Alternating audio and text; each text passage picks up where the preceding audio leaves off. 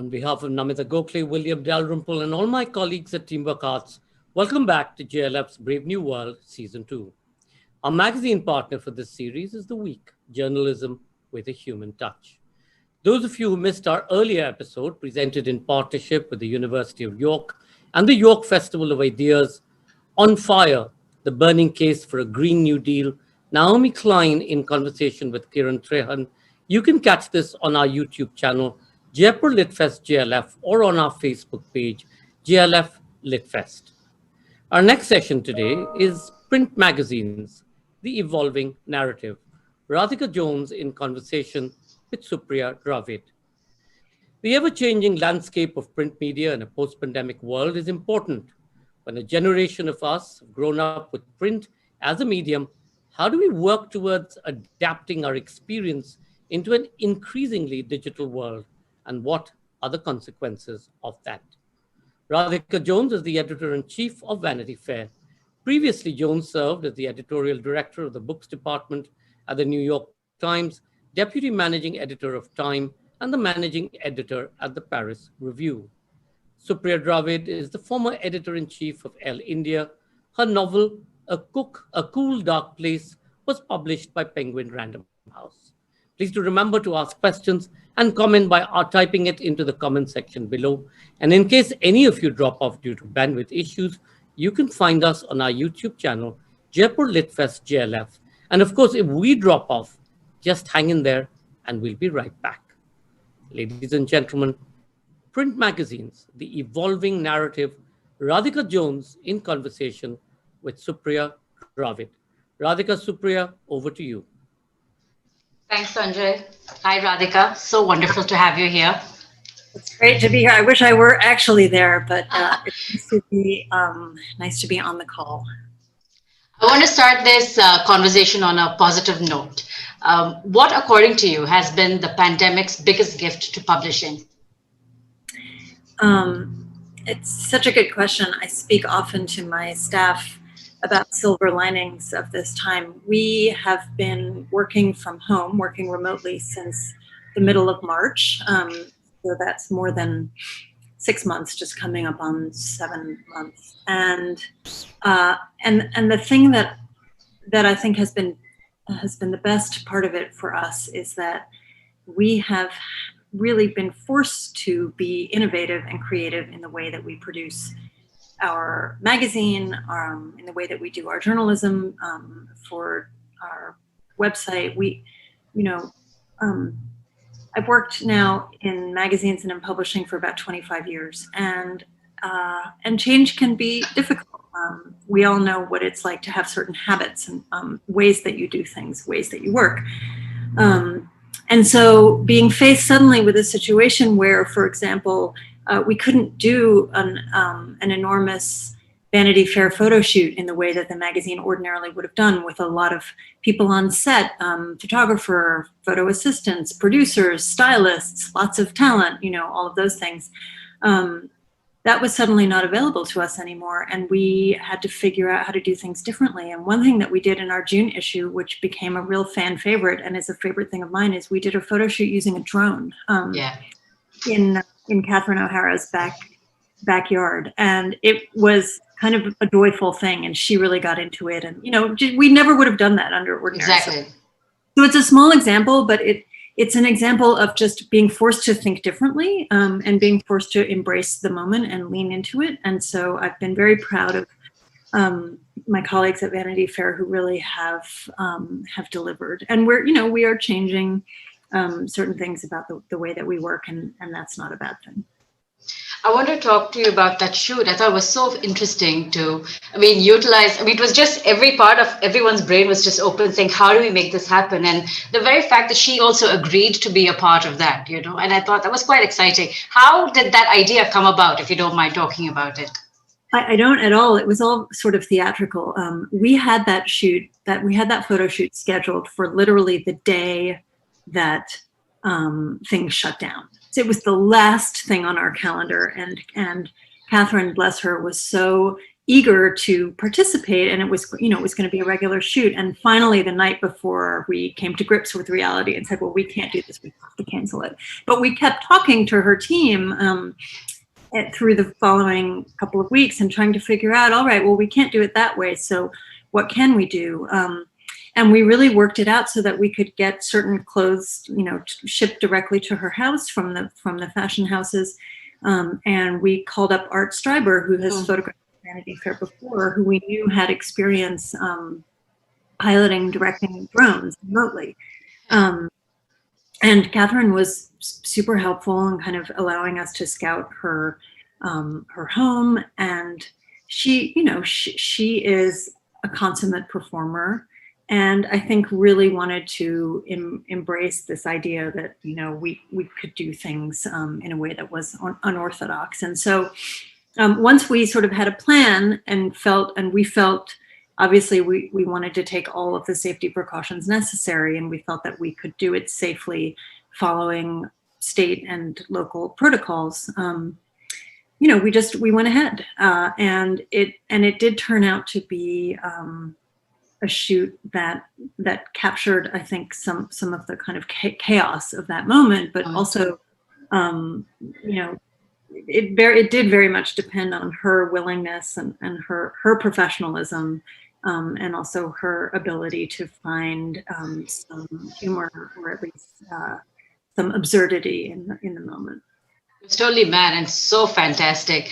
I think in many ways also the pandemic, like you said, it's pushed, things, helped us think beyond the ordinary. And I always think of the cover line of your September issue, The Great Fire, with Breonna Taylor and Ta-Nehisi Coates, and even the Viola Davis covered. Those are fantastic initiatives at this point of time for people to think. Those are covers that will really resonate for years to come. I want you to talk to me a little bit about those covers. How did those come about? And was very relevant for not just this time in history, but I think it will resonate for years to come. I'm so glad you think so. That is certainly our hope. It has been an incredibly eventful year around the world, and in the United States, layered onto the pandemic was a real awakening in terms of social justice in America. And our summer was dominated by protests in support of Black Lives Matter after the killing of George Floyd. And the situation is not new in our country, alas, but it really reached a boiling point. And I think a lot of it had to do with the fact that because of COVID-19, it's been very front of mind for Americans that a lot of the systems that we rely on for support, even those of us who are privileged, those systems have turned out to be unreliable. The economy has kind of fallen out from under us. We live in a country where healthcare is tied to your job. So as soon as your job goes, your healthcare goes. In the middle of a pandemic, that's not sustainable. And on top of that, we have this long history of injustice that has led to the harassment and abuse and often the death of Black people without any sense of justice. And so, for Vanity Fair, we are a magazine that really deals with power, and who has power, and the flip side, who doesn't. And this summer, we just felt increasingly that it was our responsibility to kind of capture this moment, this crucible that we're living through. And so for our summer issue for July, August, we photographed Viola Davis, who is just such an icon as an actor, and who also is very outspoken and has overcome so much in her own life to achieve the success that she has, and speaks with so much moral clarity about that work, and also has had a lot to say about the protests and about this current moment. And it was actually the first time in the history of the magazine, and this is unbelievable to say, it was the first time that a Black photographer had photographed the cover. I've been at Vanity Fair for 3 years, but the magazine's been around in its current incarnation since the mid-'80s, and it was obviously something that we needed and wanted to correct, and to have that pairing with Viola Davis just felt very appropriate. And the image that we created had many points of reference. One of them was a portrait of a slave in the 19th century, showing his back, which had been scarred, and to kind of to show Viola in all of her power, reclaiming that image was something that felt important to us. And then at the same time, we were also working with Ta-Nehisi Coates, who's really our premier public intellectual on power and race in America, to create a September issue that really captured many aspects of the current protest movement, of its roots. We ran an interview with Angela Davis, who has been talking about social justice for literally decades, and also about not just the history of that movement, but also its future and kind of the people who embody sort of forward-thinking narratives about where America can go from here. And we commissioned Amy Sherald, whose last major work was a portrait of Michelle Obama, to paint the cover, which was a photograph of Breonna Taylor. The way that I thought about that was that Breonna Taylor was, a young woman who had been killed wrongly by police in a botched raid in March. Actually, she was shot the week of the shutdown, and those two stories sort of tie together. And it felt to me like here was a woman who was working. She was a health worker. She had her whole life in front of her, and if things hadn't turned out the way that they did, none of us would have known her name. She was an extraordinary person, but also an ordinary person. It's very important to remember that. And she deserved to have a life that she now has been denied. But now the world knows her name, and we wanted to pay homage to her and especially to her life, and really celebrate the life that she did have. And so that was sort of the genesis of that issue. And and we did hope, Ta-Nehisi and I and our staff talked very much about wanting to create a magazine that would also be a keepsake, that would be something that people keep. It would tell them something about what is going on in America in 2020, which is just a historic year for so many reasons around the world. Exactly. And also give us a point from which to say maybe things changed going forward. That's our hope. Very well put. And how do you see the role of print media in this pandemic? I mean, there's been a great deal of unrest due to the social and economic crisis that continues to follow. But with stories like the ones that you've been saying, I just feel that there's great hope. But I'd like to hear your point of view as to how you see this evolve. I'm old enough to have grown up in a world where print was still a source of news. Yes. At the same time, again, as someone who's worked in the industry for 25 years, where we as readers, as consumers, as viewers, and also as producers of news, I will take it any way I can get it. And I, like anyone else these days, the first thing I do in the morning is look at my phone and see what ungodly things have happened overnight. But so I think there's a place for all of these different platforms. Exactly. And our goal at Vanity Fair, we have a very robust website, which drives a lot of audience engagement and growth. We have a video business. We have all of the revenue streams. We have podcasts. We have all of those things that a 21st century outlet needs to have. But the role of the print magazine continues, in my mind at least, to be special because it is a kind of crystallization of what the magazine stands for. And when I talk about Vanity Fair and I say the magazine, I always try to qualify. I don't mean only the print magazine. I mean all of those things. All of it. Videos, all of it, right? But there is something very crystallizing about the cover of a magazine, which has the logo. It is almost, it is content, but it is almost also a marketing tool because it is what you put out in the world and how people recognize what it is that you're doing. And in the case of covers like the ones we were just talking about, it's also an expression of your position and your values. Position. And so, and and I think also just as a creative person, the constraints and limits of print are focusing things. We don't have an infinite number of pages in a print magazine, so we have to think hard about what the mix of stories are that go into it. We have to think, we have 12 covers a year. Who are those 12 covers going to represent? And what are they going to tell us about the year that we lived through? When you think about the narrative that a series of magazine covers creates, to my mind, it should sort of focus your attention on kind of like where the magazine positions itself in the world. And it's a statement about who or what we think is important.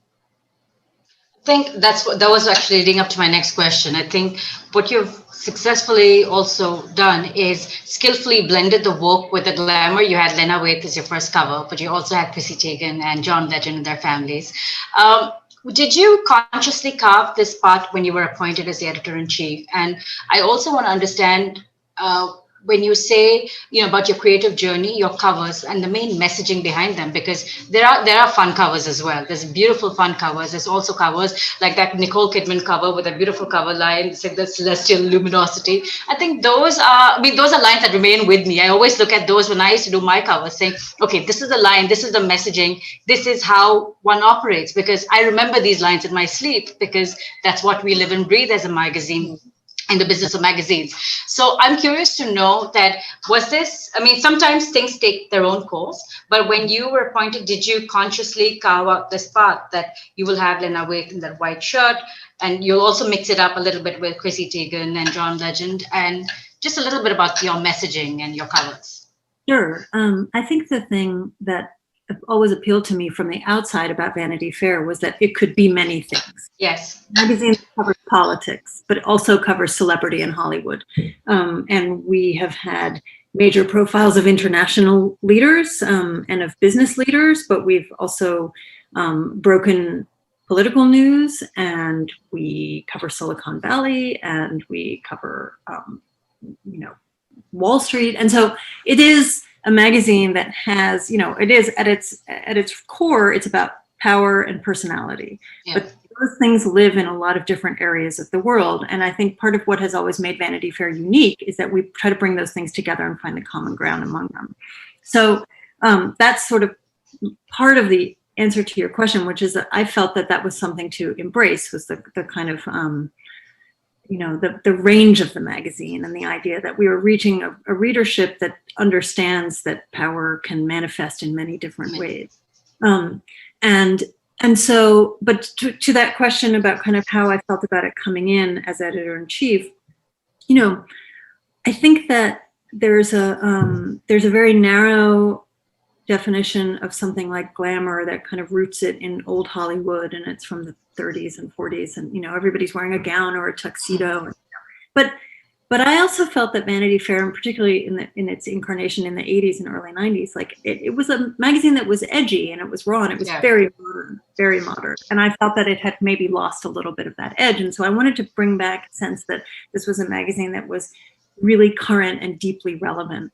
And Lena Waithe is, just an amazing star and avatar of a kind of new power rising in Hollywood. Yeah. And that was behind that choice. And the truth is, she looks, she's a fashionista, and she could look amazing in high fashion, and she can look amazing in a t-shirt, and we can kind of take it both ways. And so, people ask about that cover a lot, and why the white t-shirt, and I think, look, there's something really modern and surreal and glamorous about a white t-shirt, if I may, from a certain view. But the real point for me is that there's the glamour and the charisma come from the person as much as from the clothes, and that's kind of the thing that we've tried to think about, and it's what differentiates us from a pure fashion magazine, I think. So we've tried to be sort of loose in our thinking about it, but my overarching goal has been to make the magazine feel modern and relevant and forward-looking, and not backward-looking, and I think that's what we're going for. I want to talk to you a little bit about your audiences, and I feel that it also changes over time. I mean, and you're also communicating to an audience that is newer. That you'll have the millennials, you'll have readers like me. I'll turn 40 next year, and you'll find a whole cross section of readers that you're going to tap into.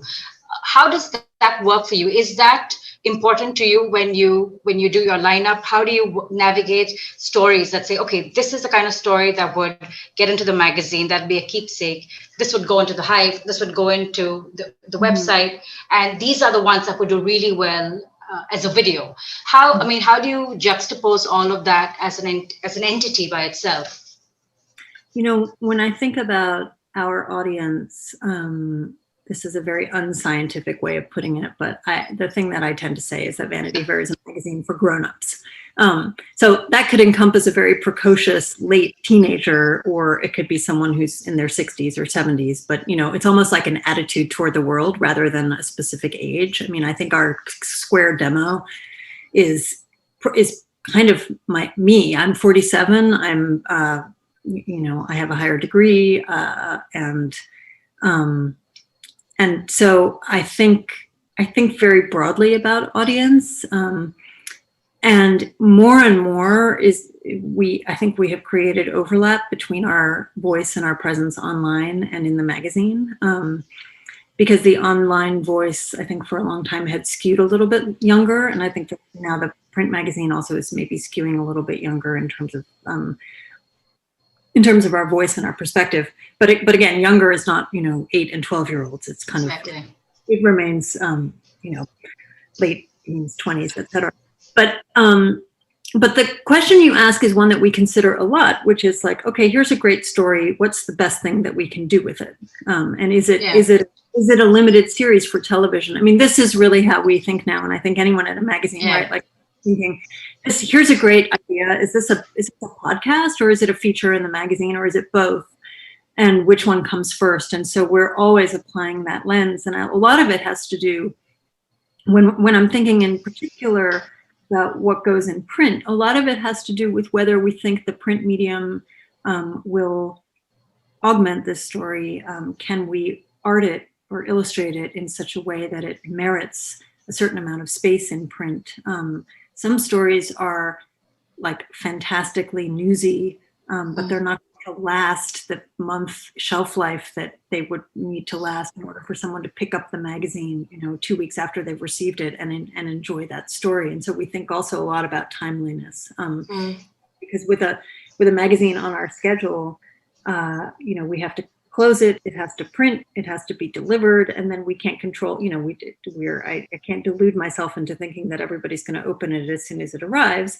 I don't do that with the magazines I get. So we're trying to make sure that the stories that we do in print are built to last. And online, the cadence and the momentum can be much more of the moment.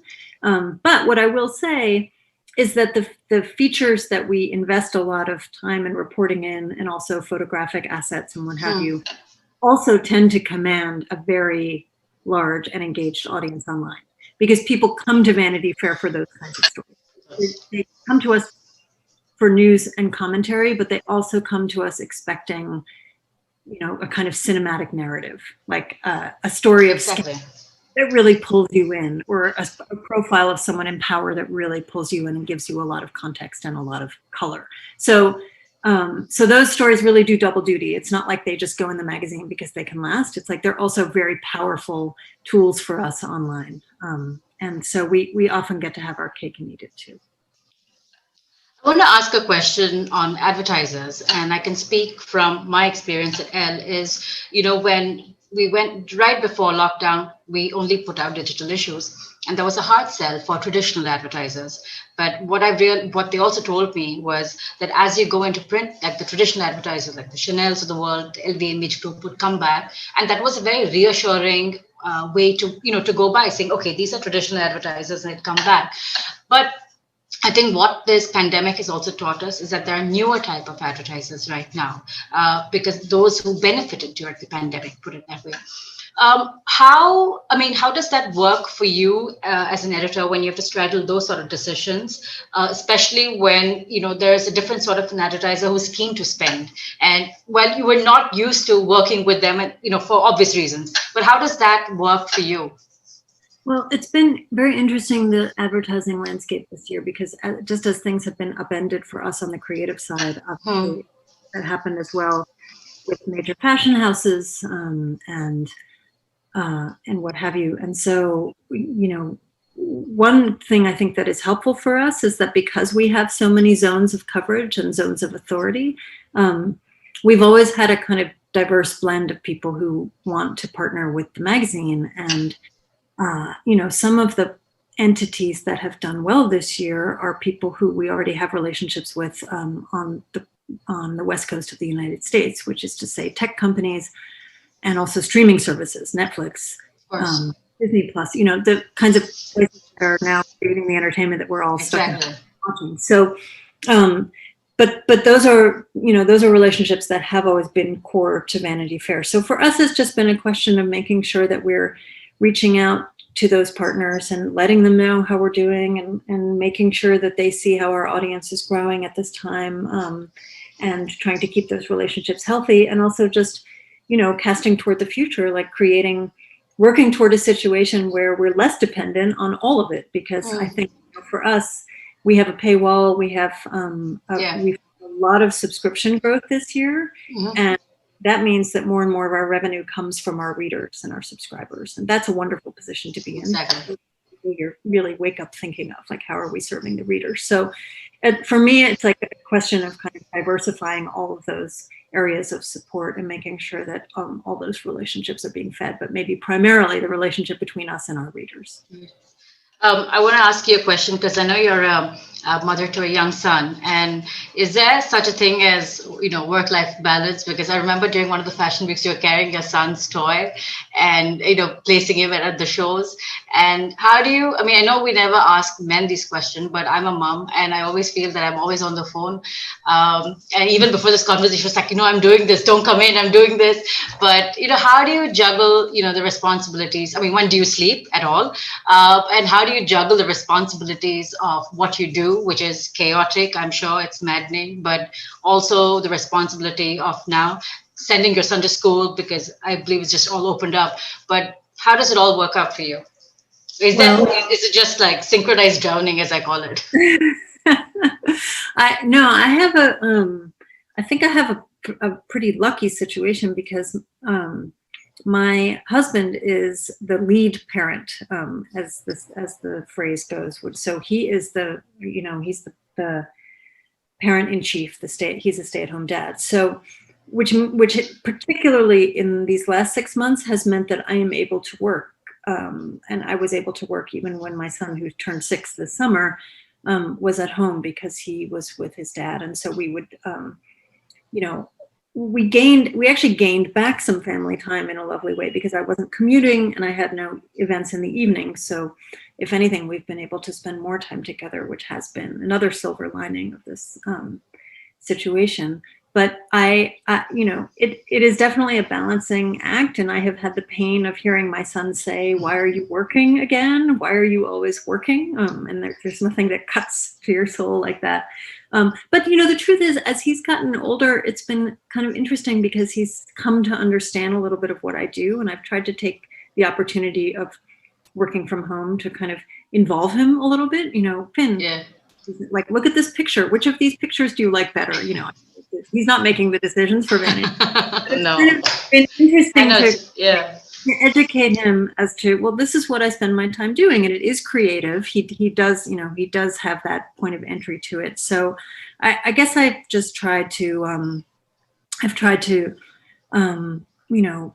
make sure that that he has an understanding of it, so that hopefully when he's big enough to really think about it, he'll understand why, in particular this year, why I spent so much time working. I think that for all of us who are leading a staff at this moment, it's been very important to make sure that everyone we work with also is looking after themselves. And people have had such challenges, people who aren't as lucky as I am, who are juggling a job and have, 2 or 3 or more kids at home, and have a spouse who's also trying to work. And, all of these things have been really hard on everyone. And so I think being a parent at least means that I have some firsthand awareness of some of those difficulties, and I hope that I can be a compassionate leader at this time. And then the very simple answer to your question is that in my years doing this kind of thing, I have finally learned to delegate. I think I've finally learned to delegate, and I think I've finally gotten better at saying, please, you guys make this decision. Just come back to me with what you want to do, and so that everybody gets to do their job, and I'm not micromanaging. Your mom is Indian, and is there a part of you that resonates with being, raised as an Indian in the US? I read some interview where you said that I just wish I was called Elizabeth and, be done with that. But, besides all of that, I mean, is there a genre of music or a type of food or cinema or books, Indian authors that you particularly enjoy? I've definitely always been drawn to Indian authors, and Indian food, which is mostly what I cook when I cook, which is rare. But it is what I love to do, and there's nothing more relaxing to me than having an afternoon and being able to, do all the prep and the chopping and everything. My mother cooked Indian food for us when we were growing up, and so it's really the thing that the smells of it, the kind of sensory nature of it is what feels like home to me. And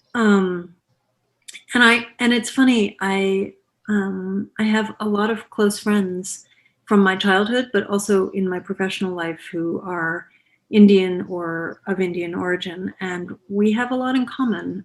It just works out that way. And so I have found that community to be a source of great support to me, increasingly, actually, as I've gotten older, which is kind of nice. I also studied Bhangra dancing for a while, like a while ago, and which I loved, which I haven't done in a while, but that was a lot of fun.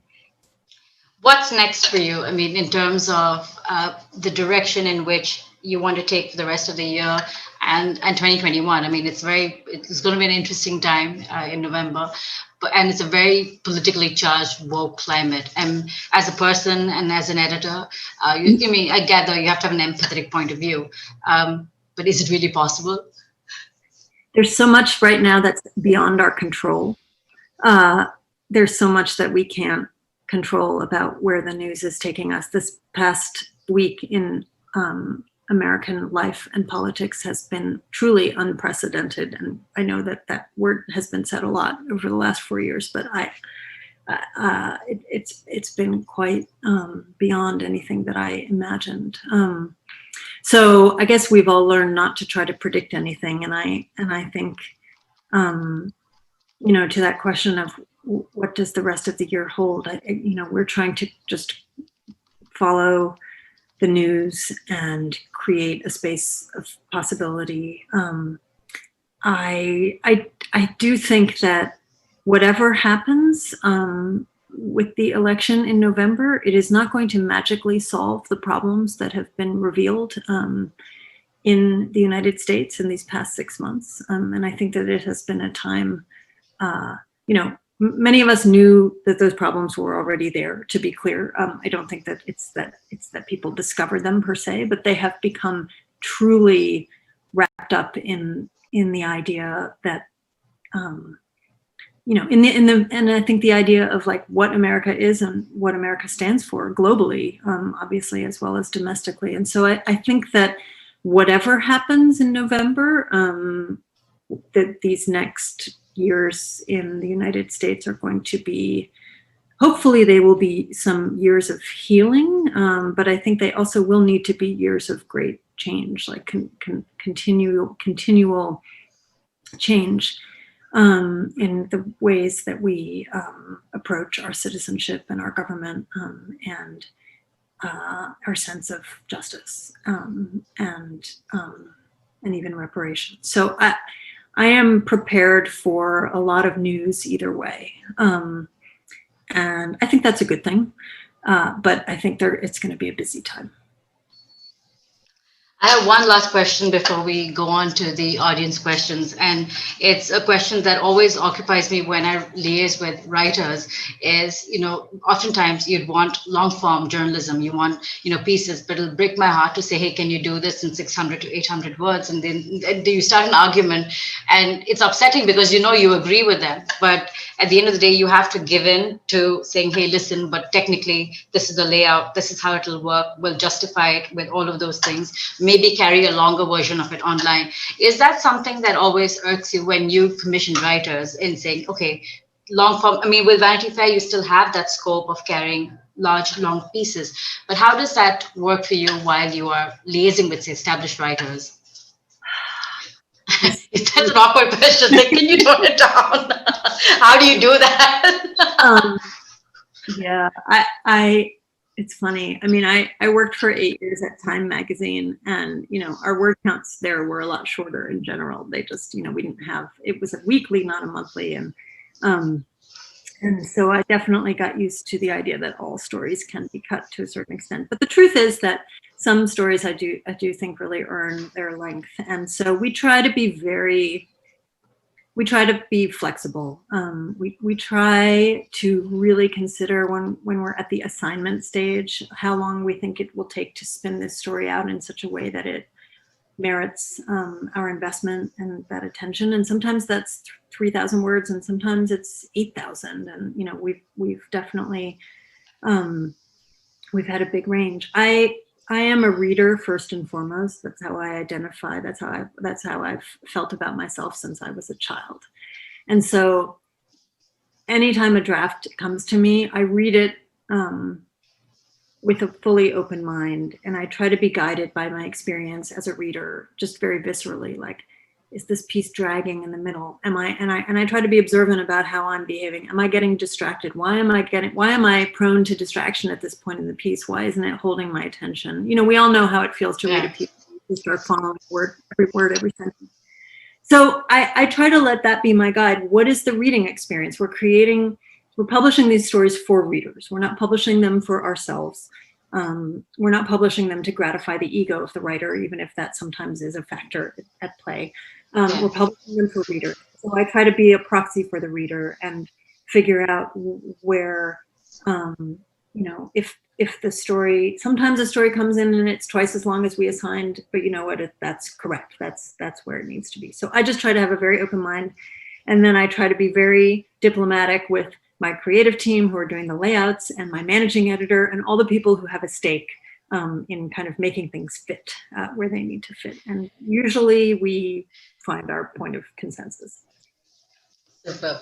I'm just going to go into the audience questions, and there's a question here from Rohini that says, it's slightly long, so bear with me. In the age of capital surveillance and social media, we have been forced to read and see things that supercomputers decide. Digital magazines too, knowingly or unknowingly, promote accordingly. What, according to you, is the future of digital versions of magazines? So I take it the question is a little bit about kind of algorithmic promotion. And what shows up on your, based on what you've searched, Yeah, because I will say, like, Vanity Fair is a big brand, but also kind of small and bespoke enough that we very much, there are humans behind the decisions that we're making. But of course, what we don't know is when we're posting things on Instagram or on Facebook or on Twitter or various other social media platforms, if they then leave our environment and we don't know necessarily how they'll circulate in the world. So I think, this is such an ongoing conversation, and it's probably a little bit beyond my pay grade, but I do think that there's more and more scrutiny on the social media platforms to kind of get to the bottom of how those algorithms work and why certain types of content are prioritized. And in the meantime, part of the reason that we are so dedicated to the idea of growing our business, our subscription business, is that way we know that our readers are hearing directly from us. Yeah. And we're able to do that work without the middleman. The newsletter comes straight to your inbox, the podcast comes straight to your phone, the magazine comes straight to your mailbox, and that part feels less mediated. And so it isn't that, look, we, like any publisher, we're grateful for the readers we find through other platforms, but we are also very aware that we don't control those platforms and that those algorithms can change and they can deprioritize us at any time. So I think for me that the emphasis then is on, okay, well, what are we doing independently to make sure that we're being read as widely as we can be and reaching the readers who we think would be, who would want to engage with our content. That's an interesting question here, which I'll refrain from answering. What's the most difficult and the most easiest thing about working on a cover of a magazine? Goodness, it's like every one you do, you think, well, I hadn't anticipated that challenge, but at least now we know. But there's like always a new thing, right? There's never. I mean, I've been making, one way or another, working on magazine covers for, 12 or 15 years, and it's like there still are things that I didn't see coming. Maybe right now the way that I would answer that question is that it's a balancing act because you have a lot of different constituencies, which kind of relates to the answer I just gave before. But you're collaborating with talent, with an actor or a politician or whoever it is that you're photographing, and you want to do right by that person. And make sure that the collaboration is worthy of their time and their effort, and especially at this moment right now where, we're doing a photo shoot, calls again for safety protocols and, calls for a very high level of trust. So we need to supply that trust, and we need to be responsible partners with the people who are giving us their time. At the same time, we're also, we're working on something that's for our reader. And so we need to kind of anticipate and understand our reader and maybe help lead them to a place that they hadn't anticipated and create an image that is striking and an image that we hope, it's hard to do this every month, but an image that will feel like it will stand the test of time. Yeah. Or and create something new. When you're photographing someone like Nicole Kidman, who's been on so many magazine covers, how are you going to make something that feels different, feels like it represents who she is, what she's doing right now? So there's that. So you're kind of thinking about the reader. You're thinking about, all of the work that needs to go into making that cover creatively. And so that's your creative team, the photographer, and finding that right match, and the stylist, and the fashion, where that's relevant. And so it's really, for me, I think that challenge is also the fun part about it, which is coordinating all of that and kind of creating, and then trying to make something out of that is magic. I mean, I will say that one thing that I do miss is being on set for a cover. Because there's always something unexpected that happens, and there's always a moment that feels very fortuitous, and it's a beautiful thing when you feel it when you're there physically. And of course, it's not safe to really right now to travel or to do shoots in that way, but I do look forward to doing it again. Sometimes I think the most fun part is when, at least for now, where we're sort of sitting at home and waiting for images to come in, the most fun part is being wowed and surprised by what comes back to you. Thinking like, oh, I didn't imagine this cover this way. But what happened is so much better than I could have imagined. That's really fun. The other interesting part is what to do when the images come in, and then you have to send them out for approvals and all of that. But I'm not getting into that. There's a question here from Naina Jacob that says, with the print world having changed so drastically over the past few decades, what is the future of print media? While magazines have adapted to changing times, but do you think the actual art of flipping through a magazine disappear? I don't think it will. I've always been optimistic about this. I think that one thinks about a similar conversation that happened with books when the electronic book was really on the rise, and the truth is that physical books are still around. And exactly, yeah. Electronic books have really have certain advantages, but they haven't made the physical book obsolete. I think there's room for both of those things, and I think that for magazines, and I would maybe distinguish between magazines and newspapers. Newspapers are much more ephemeral in their nature. They're not meant to last for more than a day. They never really were. I mean, I've saved a couple of newspapers in my life, but there's a limit to that, and it's because of the news. It's not because of the technology of the paper. But magazines, I think, are closer to books, actually, in that way, particularly monthly magazines where there is a kind of curated quality to them. And their primary purpose is not to deliver news, but to deliver a reading experience, to deliver stories. So I don't fool myself into thinking that everyone who gets every issue of Vanity Fair is keeping it on the shelf, but I do think there are specific magazines, and I certainly have this, much to my husband's chagrin. I have a kind of core collection of magazines I've kept over the last 2 decades that mean something to me. But I think that it is still a good way to take in a story. Yeah. Just as it is with a book, and until that stops being the case, people will still look at magazines. Now, I don't think every magazine survives, but that's always been the case. I mean, I still miss Gourmet magazine. Great title. Or Life, for that matter, which was a truly great pillar of American culture when it existed in physical form. So it's not that I'm naive about the lifespan of a particular print magazine, but I don't think that the whole concept of them will go away. Thank you so much, Radhika. It was absolute pleasure talking to you, and I really had a great time. I think I've been such a huge fan of what you've been doing, so it's just been fun. Thank you. This was really fun for me too. It's just I want to come in person someday when we're back. But Banjar is the guy.